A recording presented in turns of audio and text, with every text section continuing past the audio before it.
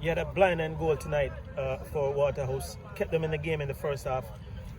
You came up against the leading goal scorer in the competition so far this season, and you managed to keep him out. How important do you think your contribution was tonight to Waterhouse coming away with 3 points? I think it was very big. Long as I keep my team in the game, we grow confidence minutes by minutes, and I think it really paid off. And did you expect this kind of start from Cavalier tonight? Always expect a good start from Cavaliers.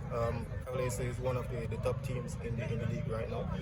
So we try to go there and enjoy our game and try to get as much points as we can, and then we get maximum points. So that is a plus for us.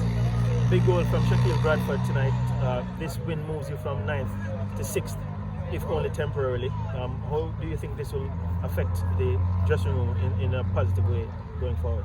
I think it won't affect it. I think we have to keep grounding and work hard same way in the training pitch. I think we need to keep our cool heads and work hard same way, because it's just, as we say, temporary. We just have to fix what we need to fix. If you see, we still have much to fix, so we're taking it game by game. Thank you very much.